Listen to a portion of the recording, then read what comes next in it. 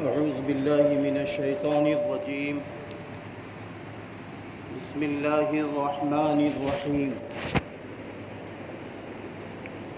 الحمد لله رب العالمين، والصلاة والسلام على رسوله الكريم محمد وآله وصحبه أجمعين. أما بعد، قال الله تبارك وتعالى: أعوذ بالله من الشيطان الرجيم. يا أيها الذين آمنوا كتب عليكم الصيام كما كتب على الذين من قبلكم لعلكم تتقون. صدق اللہ العظیم. اللہ کے محبوب بندوں، اللہ کے روزگار بندوں، سب سے پہلے میں رب حقیقی کا شکر ادا کرتا ہوں کہ اس نے آج ہمیں اور آپ کو عید الفطر نصیب فرمایا. میں تہ دل سے آپ سب کو عید الفطر کی مبارکبادی پیش کرتا ہوں. عید الفطر کیا ہے؟ سرور کائنات فخر دو عالم حضرت محمد عربی صلی اللہ علیہ وسلم جب مکۃ المکرمہ سے مدینہ منورہ تشریف لے گئے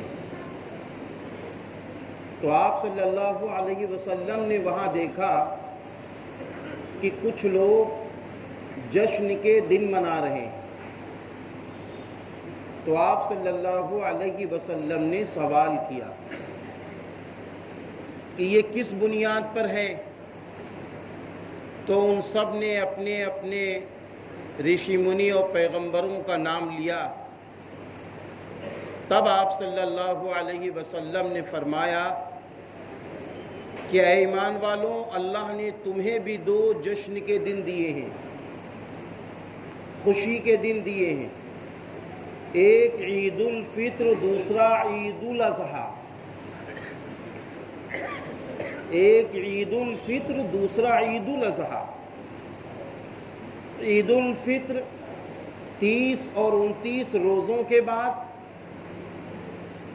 یعنی رمضان کا چاند نکلے روزے شروع، رمضان کا چاند ختم ہوتے ہی عید شروع. اور عید الاضحیٰ 10 ذی الحجہ کو حضرت ابراہیم علیہ السلام اور حضرت اسماعیل علیہ السلام کی عظیم الشان قربانی کی وجہ سے اللہ رب العزت نے 2 دن جشن کے دیے. اور یہ 2 دن ایسے بھی ہیں، یہ بھی یاد رکھنا کہ ہم آپ روزہ رکھتے ہیں. 30 روزے ماشاءاللہ ہم آپ نے رکھے. اب ہم میں کوئی یہ کہے کہ یار 30 روزے رکھتے رکھتے اتنا خوش ہوں کہ نہیں اب ہم یہ بھی 1 مہینہ روزہ رکھیں گے، ہم عید کی نماز تو پڑھنے جائیں گے لیکن روزے سے جائیں گے. تو اب دیکھو اسلام نے کیسا جشن دیا ہے. اسلامی شریعت کہتی ہے کہ عید کے دن اور بقرعید کے 4 دن روزے کو رکھنا حرام ہے. بات سمجھ رہے ہیں؟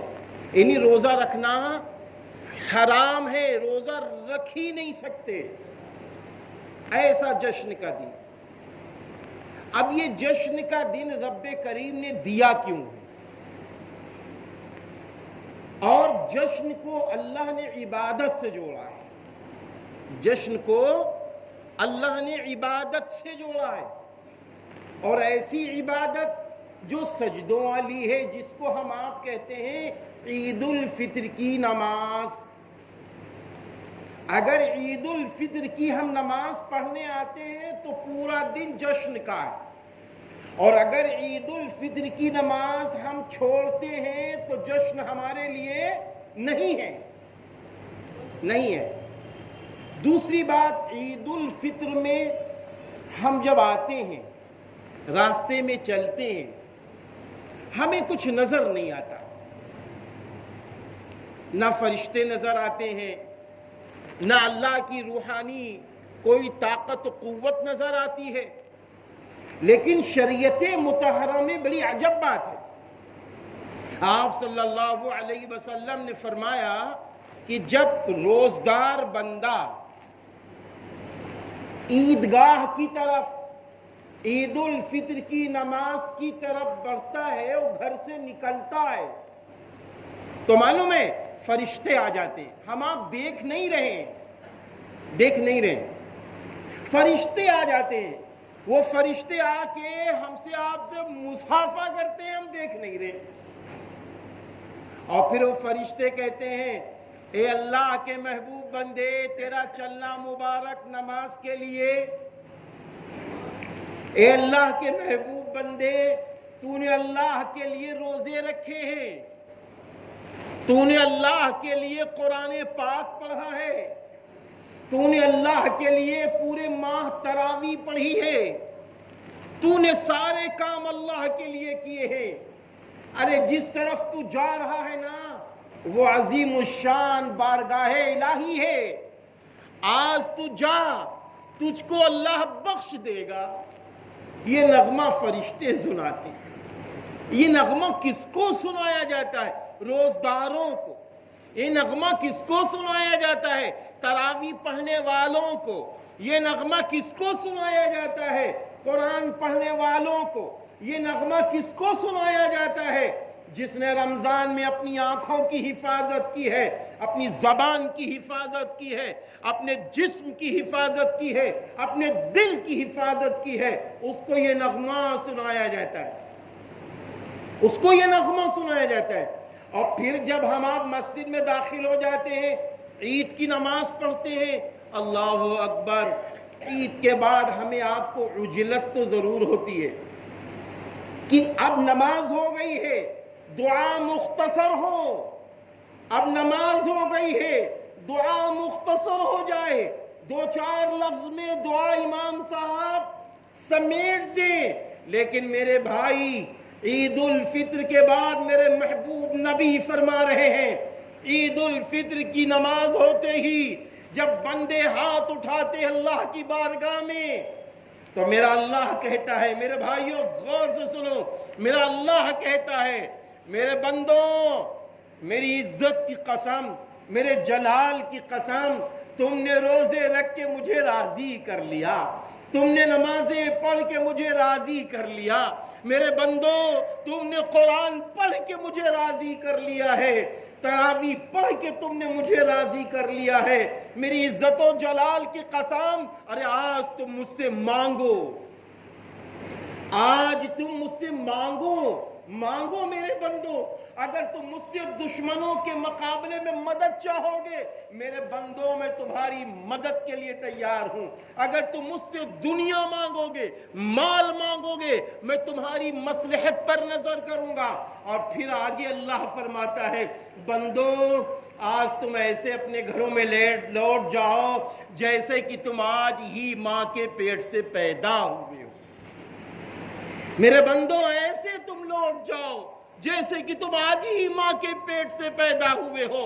غیور مسلمانوں، پھر یہ نعمت کو جب وہ ابلیس جس کو رمضان کا چاند نکلتے ہی اللہ نے قید کر دیا تھا، وہ ابلیس کے چیلے روتے ہیں، چیختے ہیں، چلاتے ہیں اور چلا کے کہتے ہیں، ہائے ابن آدم میرے ہاتھ سے نکل گئے، یہ تو جنت کا پروانہ پا گئے، یہ تو جنت کا پروانہ پا گئے۔ وہ روتا ہے، چیختا ہے، چلاتا ہے، پھر اس کے بعد اس کی طاقت، اس کی قوت، اس کی چال بازی، پھر اس کے بعد اس کا ہر طریقے سے حملہ جاری رہتا ہے میرے بھائی، ایسا حملہ جاری رہتا ہے، ایسا حملہ جاری رہتا ہے کہ پھر وہی نمازی جس کو نماز پڑھے بغیر سکون نہیں مل رہا تھا، وہی روزدار جس کو روزہ رکھے بغیر سکون نہیں مل رہا تھا، وہی قرآن کا پڑھنے والا جس کو قرآن دیکھے بغیر پڑھے بغیر سکون نہیں مل رہا تھا، وہی تہجد گزار جس کو تہجد پڑھے بغیر سکون نہیں مل رہا تھا، آج اس کو ظہر کی نماز چھوڑتے ہوئے ہم آپ دیکھتے نظر آئیں گے، عصر کی نماز چھوڑتے ہوئے ہم آپ دیکھتے نظر آئیں گے۔ یہ کون ہے طاقت جس نے ہمیں کیچ کیا ہے؟ اسی لیے میرے اللہ نے قرآن میں فرمایا یا ایھا الذین آمنوا ادخلوا فی السلم کافہ ولا تتبعوا خطوات الشیطان انہ لکم عدو مبین۔ اے ایمان والو، پورے کے پورے اسلام میں داخل ہو جاؤ اور شیطان کے نقش قدم پہ نہ چلنا۔ یقیناً شیطان تمہارا کھلا ہوا دشمن ہے۔ میرے بھائیوں، اب ہم کب سمجھیں گے کہ شیطان آ گیا ہے؟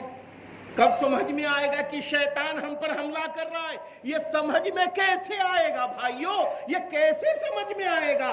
جب ہم کارخانے پہ بیٹھے ہوں، جب ہم دکان پر بیٹھے ہوں، جب ہم گاڑی چلا رہے ہوں، جب ہم گھر میں بیٹھے ہوں اور ادھر سے اذان ہو رہی ہو، اب یہ دل اللہ کی طرف نہیں جا رہا ہے، اب یہ اذان ہوتے ہی مسجد کی طرف یہ جسم نہیں جا رہا ہے، اب یہ صبح سونے میں دل لگ رہا ہے، سمجھ لو کہ شیطان آ گیا ہے، شیطان آ گیا ہے۔ اب یہ مقابلہ ہمیں آپ کو شیطان سے کرنا ہوگا، ہمیشہ کے لیے شیطان سے مقابلہ کرنا ہوگا اور یہ کہنا ہوگا لا حول ولا قوت الا باللہ۔ اے ملعون لعین، تو مجھے بہکا رہا ہے۔ کسٹمر کو بھیج کے میں کسٹمر سے کہوں گا رکو میں نماز پڑھنے جا رہا ہوں، میرے بچوں رکو میں نماز پڑھنے جا رہا ہوں۔ اپنی نیند سے کہوں گا اے نیند ہٹو مجھے فجر کی نماز پڑھنی ہے۔ جب یہ مقابلہ کریں گے، جب یہ ہمت سے کام لیں گے، تب انشاءاللہ نمازیں زندہ ہوں گی، تب یہ مسجدیں پھر سے آباد ہو جائیں گی۔ غیور مسلمانوں، یہ ہے عید الفطر کا دن۔ آج کے دن اللہ کے محبوب بندے آئے ہوئے ہیں۔ کون بندے ہیں؟ جنہوں نے اپنے مالوں کی زکوٰۃ نکالی ہے۔ اچھی طرح ایک بات سمجھ لینا، مالوں کی زکوٰۃ کے سلسلے میں بہت اہم بات ہے۔ ایک مسئلہ ہمارے آپ کے ذہن میں رہتا ہے، وہ کون سا ہے؟ 52.5 تولہ چاندی ہے، 7.5 تولہ سونا ہے اور 52.5 تولہ چاندی کے برابر رقم ہے، تو پھر کیا ذہن میں رہتا ہے؟ سال گزر گیا تو زکوٰۃ ہے۔ ہاں یہ بات سچ ہے، اگر 52.5 تولہ چاندی ہمارے پاس ہے، سال گزر گیا تو زکوٰۃ نکلنی ہے 2.5%۔ 7.5 تولہ ہے اور سال گزر گیا اس پر تو 2.5% زکوٰۃ نکلنی ہے، یہ بات سچ ہے۔ لیکن ایک اچھی طرح یہ بھی مسئلہ جان لو، اگر کسی شخص کے پاس 1 تولہ سونا ہے، 1 تولہ سونا ہے، 1 تولہ چاندی ہے، یا چاندی 2 گرام ہے، 2 گرام ہے چاندی، چھلا ہی ہے خالی چاندی کا، اور 1-2 روپے بھی اس کے پاس ہے، سال گزر گیا ہے، تو اسلام میں وہ بھی مالدار ہے، وہ بھی صاحب نصاب ہے، وہ بھی اپنی مال کی اور سونے چاندی کی زکوٰۃ نکالے گا۔ کیوں نکالے گا؟ اس لیے کہ جب چاندی سونا اور وہ رقم ملاؤ تو چاندی کے برابر ہو جائے، چاندی کے رقم کے برابر ہو جائے۔ اب چاندی کی رقم کتنی؟ 52.5 تولہ۔ 52.5 تولہ اب چاندی آج کے دور میں کتنے کی ہے؟ 35,700 روپے، 35,700 روپے ہیں۔ اب میرے بھائی سونا تو 1 تولہ اس سے بھی زیادہ قیمت کا ہو گیا، اس سے بھی زیادہ قیمت کا ہو گیا، تو اب اس شخص کے متعلق ہے کہ یہ بھی اپنے مال کی سونے چاندی کی زکوٰۃ نکالے، چاہے وہ مرد ہو چاہے وہ عورت ہو۔ دوسرا مسئلہ ایک اور سمجھ لیں، وہ ہے کسی شخص نے زمین خریدی، کسی شخص نے زمین خریدی، اب زمین اس لیے خریدی کہ اس کو بیچیں گے، پلاٹنگ کریں گے، تو اگر اس نے خرید کر بیچنے کی نیت کر لی ہے تو اس پر زکوٰۃ نکلے گی 2.5%۔ اور اگر اس نے زمین اپنے گھر کے لیے خریدی ہے، اپنی ذاتی ضرورت کے لیے خریدی ہے، تو اب اس کے لیے کیا ہے؟ زکوٰۃ اس پر نہیں ہے، زکوٰۃ اس پر نہیں ہے۔ اسی طرح دکاندار لوگ، دکان ہے کسی کے پاس، اب جس کے پاس دکان ہے، 10 دکانیں ہیں، 10 دکانوں کا کرایہ اس کو مل رہا ہے، اب آیا وہ دکان کی زکوٰۃ نکالے گا یا کرایہ جو آ رہا ہے اگر صاحب نصاب ہے تو اس کی نکالے گا؟ تو سن لیجئے، جو کرائے کا مکان اگر ہمارے پاس ہے، یعنی ہم نے کرائے کے لیے اس کو بنوایا ہے، ہم نے دکانیں کرائے کے لیے بنوایا ہے، تو دکان پر زکوٰۃ نہیں ہے۔ زکوٰۃ کس پر نکلے گی؟ وہ کرایہ اتنا سال میں آ جائے، سال کے اخیر میں، کہ جس پر 35,700 روپے کم و بیش بن جاتے ہیں، تو اس پر زکوٰۃ کرائے پر نکلے گی، ملکیت پر زکوٰۃ نہیں نکلے گی۔ اسی طرح وہ لوگ بھی سن لے جن کے کھیت ہیں، جو لوگ ٹیبل کا پانی استعمال کرتے ہیں، جو لوگ ندی کا پانی کرائے سے لیتے ہیں، ان کے یہاں جب غلہ پیدا ہوگا، غلے پر زکوٰۃ ہے، زمین پر زکوٰۃ نہیں ہے۔ جب غلہ پیدا ہوگا تو اس غلے کو 20واں حصہ کر کے زکوٰۃ نکالیں گے، 20واں حصہ کر کے زکوٰۃ نکالیں گے۔ اور جو لوگ اللہ کی مدد سے، یعنی آسمانی پانی سے یا ندی کے کنارے اس کا کہیں کھیت وغیرہ ہے، خود بخود وہ سامان ڈال دیا، بیج ڈال دیا، اگ رہا ہے، کہیں سے کرائے سے پانی نہیں لے رہا ہے سینچنے کے لیے، تو اس کے لیے عشر ہے، یعنی وہ کتنا نکالے گا؟ 10واں حصہ زکوٰۃ نکالے گا۔ دکاندار لوگ بھی سن لیں میرے بھائیوں، اگر ہمارے پاس دکان ہے کرائے کی، تو کرائے کی دکان پر میں نے مسئلہ بتا دیا، اب اس میں جو سامان ہے، اس سامان پر زکوٰۃ نکلے گی، اس سامان پر زکوٰۃ نکلے گی 2.5%۔ یہ بھی ہم کو جوڑ کے نکالنا ہوگا میرے بھائیوں۔ اب زکوٰۃ کے نفع کیا ہیں، نہ نکلنے کے نقصانات کیا ہیں؟ زکوٰۃ اگر نہ نکالی جائے تو حضرت محمد عربی صلی اللہ علیہ وسلم نے فرمایا کہ قیامت کے دن اللہ تعالیٰ کی طرف سے اس کو اتنا خطرناک عذاب دیا جائے گا، ایک اژدہا ہوگا اور وہ اژدہا اس کو ڈسے گا، یاد رکھو، اور پھر کہے گا میں تمہارا مال ہوں مال، اور اگر سونے چاندی کی زکوٰۃ نہ نکلی تو پیتل اور پترے سے وہ سونا پکایا جائے گا اور اس کے بعد جسم کو داغا جائے گا، اس کو تکلیف خاتون کو، مرد کو دی جائے گی کہ میں تمہارا مال ہوں، تم نے زکوٰۃ کیوں نہیں نکالی؟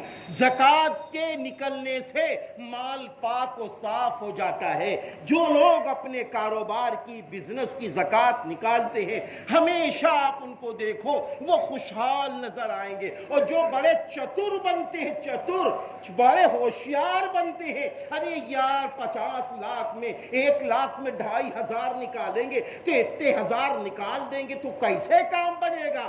جو بڑے ہوشیار اپنے کو سمجھتے ہیں، ان کو چتر اسلام میں کہتے ہیں، ایسے لوگ ہمیشہ پریشان نظر آئیں گے اگر مالوں کی زکوٰۃ نہ نکالی، کیونکہ مالوں میں برکت اللہ دیتا ہے، برکت کسی پنساری کی دکان پہ نہیں بکتی، اس لیے اس کا ہمیشہ خیال رکھا جائے۔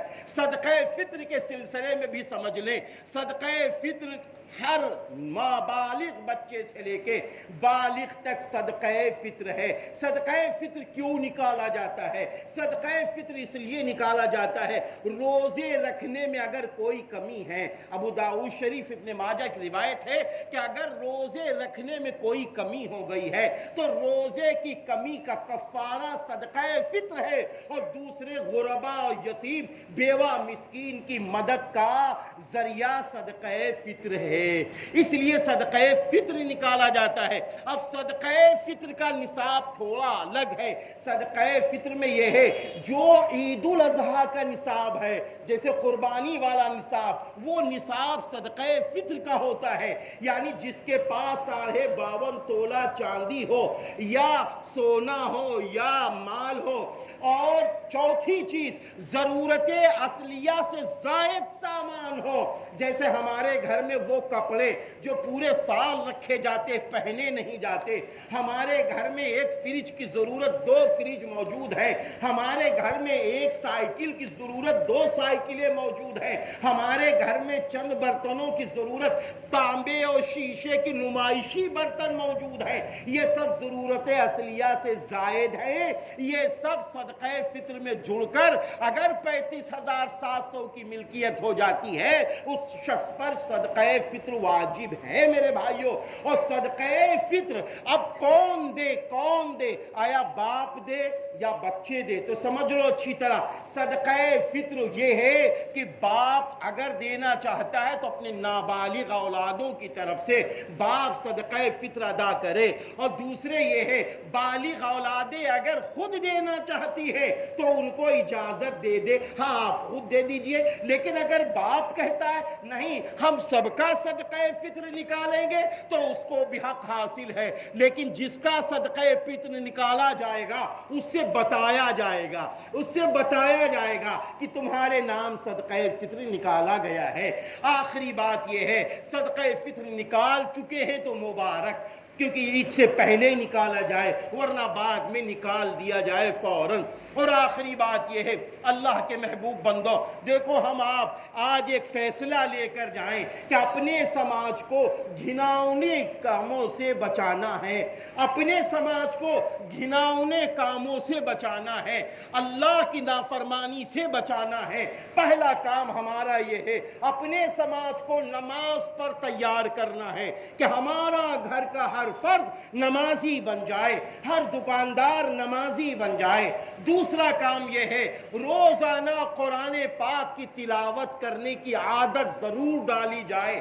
ہمارے گھر کی ماں و بہنیں روزانہ قرآن کی تلاوت کر رہی ہوں. تیسرا کام یہ ہے ہمارے سماج کا ہر بچہ نشیلی چیزوں سے پاک ہو جائے. آج نوجوان طبقہ، ہم یہ تو نہیں کہیں گے بڑی تیزی سے جا رہا ہے، اللہ کا فضل ہے آج بھی نوجوان طبقہ شراب جیسی چیزوں سے پرہیز کرتا ہے. لیکن جو طبقہ اس سے جڑ رہا ہے اس کو سمجھایا جائے اور اس کو بتایا جائے بیٹے سکون شراب پینے میں نہیں ہے، سکون اللہ کے نام لینے میں ہے. میرے بیٹے اگر آج شراب چھوڑ دو گے تو اللہ قیامت کے دن تمہیں شرابن طہورا پلائے گا. اس بات کی طرف سماج کو لایا جائے. ایک شخص طے کر لے اگر کہیں سے کوئی شراب پینے کا مسئلہ آ جائے ہم فوراً اس کو روکیں گے. چوتھی بات یہ ہے طلاق کے سلسلے میں بڑی تیزی سے یہ باتیں آ رہی ہیں سماج میں کہ اچانک ارے غصہ آ گیا طلاق دے دی. اما کیسا پھسپھسا غصہ ایسا کرو جس میں دم ہو، بعد میں رونا پڑے، وہ غصہ نہیں کہتے. آئے کھڑے ہوئے غصہ آ گیا، دونوں رو رہے ہیں، لڑکی بھی رو رہی لڑکا بھی رو رہا، اور ہم دیکھ رہے ہیں کہ قانون کیسے بن چکے ہیں. اللہ نہ کرے اگر ضرورت پڑے تو کسی مفتی کے پاس جاؤ. ہمارے گھر کی بیوی اتنی بری ہے ہم اس کو اپنے سے جدا کرنا چاہتے ہیں تو اسلامی طریقہ کیا ہے؟ آپ کو اسلامی طریقہ بتایا جائے گا تو اس سے وہ بھی خوش ہو جائے گی، آپ بھی خوش ہو جائیں گے. پانچویں چیز یہ ہے، ایک بات یہ بھی سامنے آ رہی ہے کہ لوگ اپنی بیٹیوں کے نام پر بینکوں میں رقم جمع کر دیتے ہیں کہ یہ 20,000 فکس کر دیا، 50,000 روپے فکس کر دیا، اور اس کے بعد جب بارات کرتے ہیں، شادی کرتے ہیں تو لیتے ہیں میرج ہال بڑا مہنگا، اور اس کے بعد اسٹینڈنگ کھانے کا سسٹم ہوتا ہے. میرے پیارے مسلمانوں، ایمان والوں، یاد رکھو آپ اتنے لوگوں کو دعوت دو جتنے لوگوں کو آپ بٹھا کے کھلا سکتے ہو. یہ جملہ آپ کا یا میرا یہ جملہ بالکل غلط ہے. یار کیا کروں، پبلک زیادہ ہے، میں کیسے کھلاؤں؟ تو آپ نے بلایا کیوں ہے؟ یہ بلایا کیوں ہے؟ فقیر بنا کے کیوں کھلایا؟ اسلامی طریقے سے کھلاؤ، ان کو کھانا بیٹھ کے کھلاؤ. یہ سراسر غلط بڑی تیزی سے پھیل رہا ہے. جب سے میرج ہال کیا بنے ہیں، لگتا انتظار میں سب تھے کہ عورتوں نے نقاب اتار دی اور مردوں نے اسٹینڈنگ شروع کر دی. ارے بھائی میرج ہال تو اس لیے دیے گئے تھے کہ ہم اس میں اسلامی طریقے سے شادیاں کریں. میرے بھائی اس کا پورا خیال کریں. اپنی ماں و بہنوں سے کہو کہ تم نقاب اتار کے نہ جاؤ، اسلامی لباس میں جاؤ. اور دوسرے یہ ہے، یہ بھی بڑی تیزی سے دیکھنے میں آ رہا، مردوں کی محفل ہے، 100 50 عورتیں چلی آ رہی ہیں، وہ مردوں کے ساتھ بیٹھی ہوئی ہیں، ہا ہا ہو کر رہی ہیں، پھر وہ شادی مصیبت بن جاتی ہے، 2 ہی 3 مہینے میں اس شادی میں اللہ کی طرف سے نفرتیں پیدا ہو جاتی ہیں۔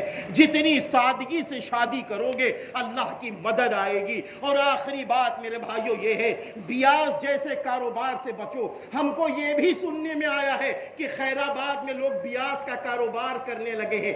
ایک تو یہ ہوا کہ کمپنی چلانا ہے، کارخانہ چلانا ہے، گاڑی لینا ہے، ہماری مجبوری ہے بیاز کا لینا۔ ایک یہ ہوا، ارے بھائی ہم کو 10,000 روپے دے دو، ہاں دیں گے، بیاز اتنا دینا پڑے گا، 5,000 دے دو، بیاز اتنا دینا پڑے گا۔ ارے میرے بھائی، بیاز لینا بھی حرام، دینا بھی حرام، اور اگر آپ سب کو پتا چل جائے، آپ ہمیں بھی بتا دو فلاں آدمی بیاز کا کاروبار کرتا ہے، شادی میں بائیکاٹ کر دو، نہیں بیاز خوروں کے وہاں ہم ودیمہ لیں گے، نہیں بیاز خوروں کے وہاں بیٹی بیٹا دیں گے، کیونکہ یہ علل اعلان اللہ کی نافرمانی کر رہا ہے۔ یہ دکان بھی کھول سکتا تھا، یہ بلڈنگ بنا کر اچھا کاروبار کر سکتا تھا۔